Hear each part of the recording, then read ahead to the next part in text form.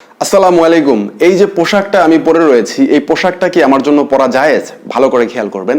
এই পোশাকে একটা ছেলে এবং একটা মেয়ের ছবি দেওয়া রয়েছে, স্ক্র্যাচ করা রয়েছে। পাশাপাশি এই পোশাকটা হচ্ছে অনেক টাইট ফিটিং, যাতে আমার শরীরের গঠন অনেকটাই বোঝা যাচ্ছে। আসলে এই পোশাকটা একজন মুসলিমের জন্য পরা কখনোই জায়েজ না। তাই সবার আগে এই পোশাকটা চেঞ্জ করব, তারপরে বলতেছি কেন এই পোশাকটা পরা জায়েজ না এবং ঠিক কি কি ধরনের পোশাক একজন মুসলিম পরতে পারে এবং কি কি ধরনের পোশাক একজন মুসলিমের পরা হারাম এবং উচিত নয়।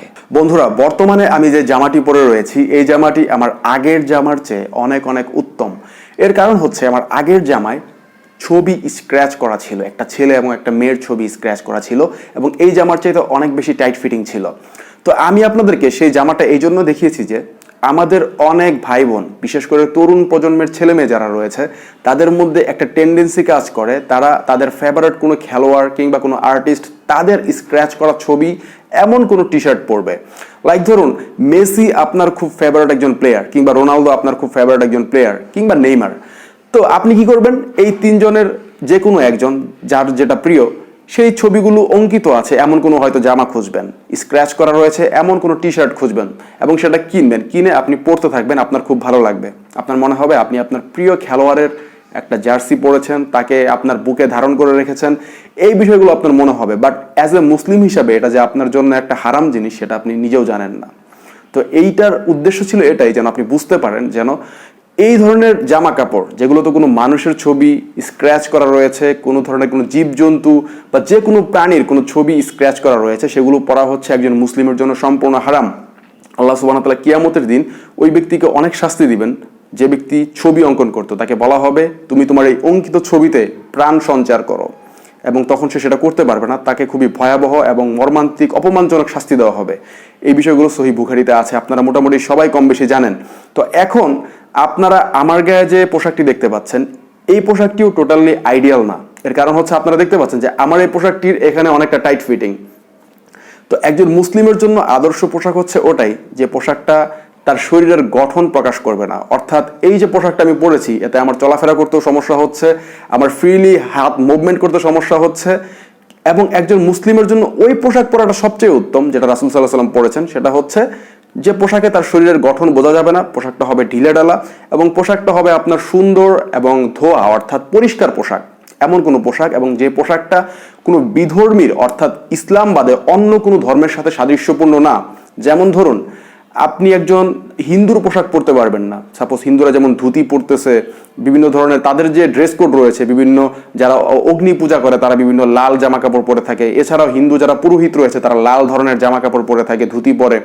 তো এই যে পোশাকগুলো, এগুলো আপনি পরতে পারবেন না। আপনি পারবেন না একজন বৌদ্ধর মতো করে পোশাক পরতে, বৌদ্ধরা যেভাবে পোশাক পরে সেই পোশাকগুলো আপনি পরতে পারবেন না। আপনি পারবেন না একজন খ্রিস্টানের মতো পোশাক পরতে, খ্রিস্টানের মতো এবং ক্রুসিফাইড কোনো বিষয় আপনার সাথে রাখতে পারবেন না। পাশাপাশি খ্রিস্টানরা যে আপনার এই যে মেরি ক্রিসমাস হিসেবে যে আপনার সান্তা ক্লসের ড্রেস পরে থাকে, এটাও আপনি পরতে পারবেন না। এগুলো হচ্ছে হারাম, বিধর্মীদের সাথে সাদৃশ্যপূর্ণ কোনো ধরনের জামা কাপড় পরা যাবে না। কিন্তু আপনি কোট প্যান্ট টাই এগুলো পরতে পারেন, কারণ এগুলো হচ্ছে মুসলিম অমুসলিম নির্বিশেষে সবাই পরে থাকে। এগুলো কোনো অমুসলিমদের যে মানে নির্ধারিত পোশাক এমন কিছু না। এবং রাসূল সাল্লাল্লাহু আলাইহি ওয়াসাল্লামের যুগে এরকম কোট প্যান্ট টাই এগুলো ছিল না তখন, এগুলো পরে আবিষ্কৃত জিনিস, এবং এগুলো কোনো সময় কোনো নির্দিষ্ট কোনো কালচারের জন্য না, এগুলো এখন সবাই পরে। আরেকটা বিষয় হচ্ছে, আপনি চাইলেও পারবেন না একজন মেয়ের পোশাক পরতে। অর্থাৎ আপনি একজন ছেলে, আপনি এখন কামিজ পরে ঘুরে বেড়াবেন, আপনি এখন মানে মেয়েদের মতো বোরকা পরে ঘুরে বেড়াবেন, এটা হচ্ছে আপনার জন্য নাজায়েজ। ঠিক অনুরূপভাবে একজন মেয়ের জন্য নাজায়েজ হচ্ছে কোনো ছেলের পোশাক পরা। এবং যারা এই কাজগুলো করবে, অর্থাৎ পালট করে পরবে, ধরেন আপনি একজন ছেলে মেয়ের পোশাক পরতেছেন এবং মেয়ে হয়ে সে ছেলের পোশাক পরতেছে, এমন লোকদের ক্ষেত্রে রাসূল সাল্লাল্লাহু আলাইহি ওয়াসাল্লাম লানত করে গিয়েছেন যে এদের উপর লানত বর্ষিত হোক। এগুলো হচ্ছে কবুল দোয়া, এগুলো তো কোনো মানে সংশয় রাখাই উচিত না যে এই দোয়াগুলো আসলে কবুল হয়ে গিয়েছে। যারা এরকম করবে তাদের উপর আসলেই লানত বর্ষিত হবে। তো এই পোশাকগুলো আপনারা পরতে পারবেন না। পোশাকের ব্যাপারে আরো কিছু কথা রয়েছে। পোশাকটা রাসূল সাল্লাল্লাহু আলাইহি ওয়াসাল্লাম উদ্বুদ্ধ করেছে শুক্রবার দিন জুম্মার দিনে সুন্দর পোশাক পরে মসজিদে যেতে।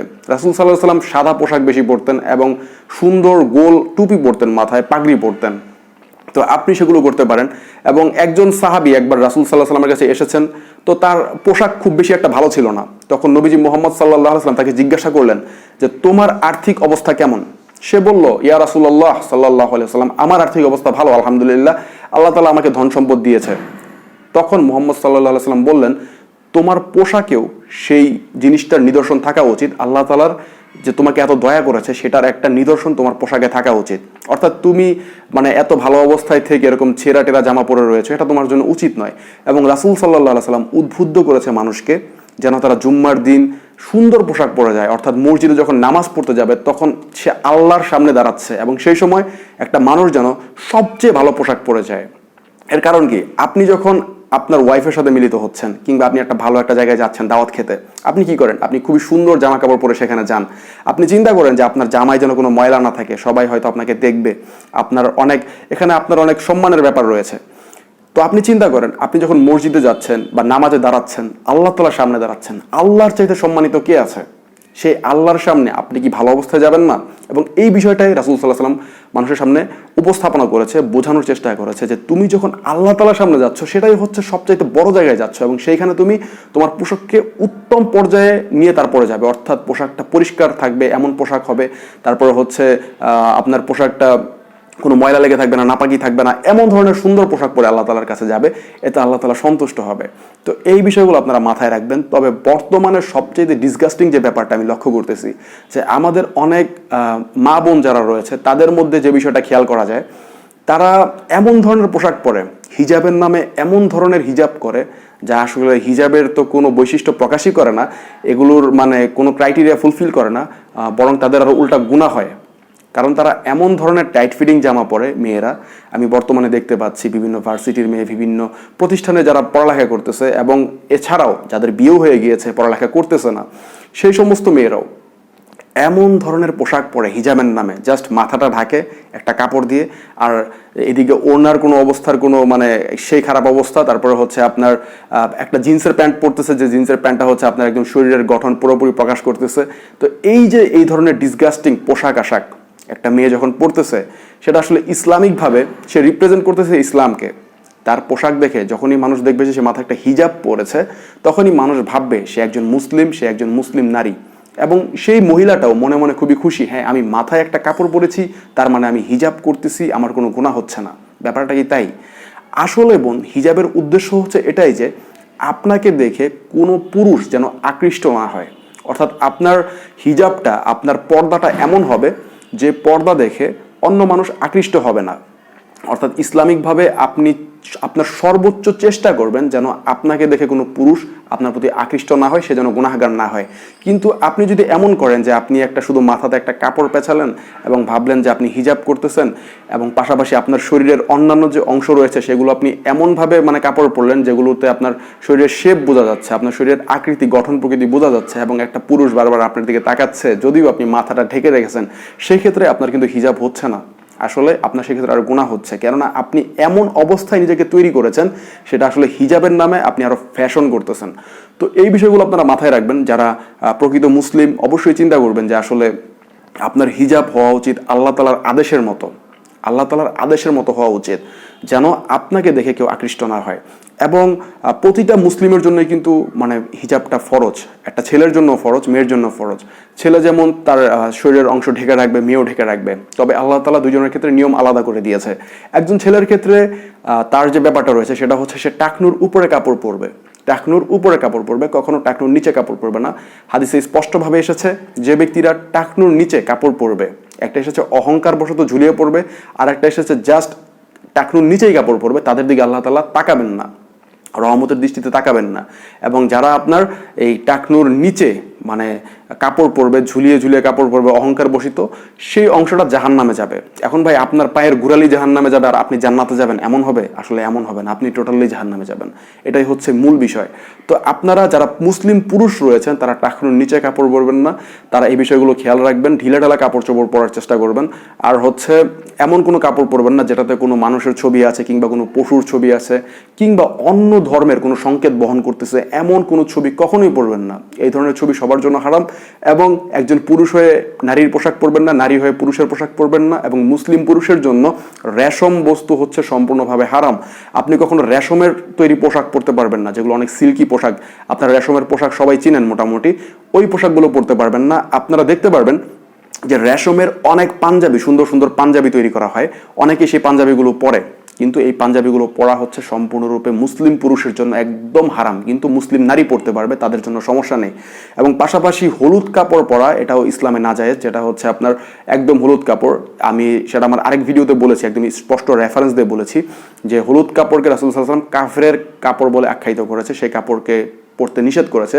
এছাড়া লাল কাপড়ের ব্যাপারেও একই কথা এসেছে, যদি একই একদম সেম কালারের লাল হয়, সেখানে যদি অন্য কোনো কালার না থাকে তাহলে সেই কাপড়টা পরতে নিষেধ করা হয়েছে। এবং যদি লালের মাঝে যদি অন্য কোনো স্ট্রাইপ থাকে বা কোনো চেক চেক থাকে, সেটা আপনি মুসলিম পুরুষ হিসাবে পরতে পারেন। আমি যে কথাগুলো বলতেছি এগুলো স্পষ্ট একদম হাদিসে রয়েছে, একদম মানে হাদিসের আমি রেফারেন্স বলতেছি না, বাট এই কথাগুলো গুছিয়ে ফিরে এভাবেই হাদিসে স্পষ্টভাবে বলা আছে। তো আপনারা যে কাজটা করবেন, আপনারা আপনাদের সর্বোচ্চ চেষ্টা করবেন পোশাক আশাকে ইসলামিক নিদর্শন আনার জন্য, সেটা হচ্ছে সবচেয়ে ভালো একটা বিষয়। আর মুসলিম যারা বোন রয়েছেন তাদেরকে আমি আবারও বলবো যে আপনারা হিজাব করবেন আল্লাহ তাআলাকে সন্তুষ্ট করার জন্য। ইটস নট এ ফ্যাশন, এটা কোনো ফ্যাশন না, আপনার লাইফের সাথে এটা ওতপ্রোতভাবে জড়িত একটা বিষয়, যে বিষয়টা আপনি জাহান্নামী হবেন না জান্নাতি হবেন সেটাও নির্ণয় করে ফেলতে পারে, এমন একটা বিষয়। অনেক মানুষ, অনেক মহিলা, অনেক নারী তারা জাহান্নামে যাবে শুধু তাদের পর্দার কারণে। তারা পর্দা করে নাই ঠিক মতো, তারা মানুষের সামনে বেহায়াপনাভাবে ঘুরে বেরিয়েছে, এই কারণে তারা জাহান্নামে যাবে। আমার কথাগুলো শুনতে হয়তো আপনার খারাপ লাগতেছে, আপনি ভাবতেছেন যে আমার কি, আমি এত কেন লাফাচ্ছি, আপনি পর্দা করবেন বা না করবেন সেটা আমার কি, আমার কিছুই না বোন। আমার জাস্ট দায়িত্ব আপনাকে পৌঁছে দেয়, অ্যাজ এ মুসলিম ব্রাদার হিসেবে এটা আমার দায়িত্ব, এবং আমি আমার দায়িত্ব ফুলফিল করার জন্য চেষ্টা করতেছি।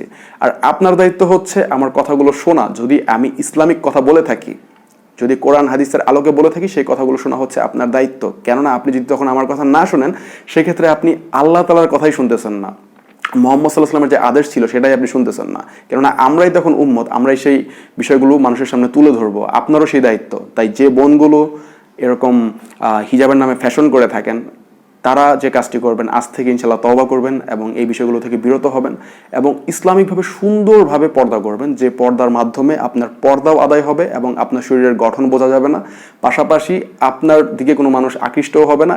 এই কাজটুকু আপনারা অবশ্যই করার চেষ্টা করবেন। তো আজকের ভিডিও এই পর্যন্তই, জানি না কোনো পয়েন্ট বাদ গেল কিনা।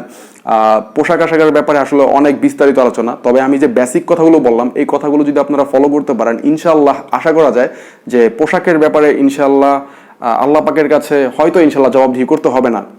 ইনশাআল্লাহ ইনশাআল্লাহ যদি এই কথাগুলো আমরা মেনে চলতে পারি, আরও যেগুলো খুঁটিনাটি বিষয় রয়েছে সেগুলো আপনারা অন্যান্য ভিডিও থেকে সার্চ করে নেবেন, পাশাপাশি আপনারা নিজেরা অধ্যয়ন করবেন হাদিস থেকে। ইনশাআল্লাহ আশা করা যায় যে আমরা ইমানদারদের মতো আল্লাহ পাক যেরকম পোশাক পছন্দ করে সেরকম পোশাক পরে থাকতে পারবো এবং এরকম পোশাক পরে আল্লাহ তাআলার সন্তুষ্টি অর্জনের জন্য আরও বেশি সচেষ্ট হতে পারবো। আজকের ভিডিও এই পর্যন্তই বন্ধুরা, ভিডিওটি কেমন লাগলো কমেন্ট করে জানাতে পারেন। বিদায় নিচ্ছি, আসসালামু আলাইকুম ওয়া রাহমাতুল্লাহি ওয়া বারাকাতুহু।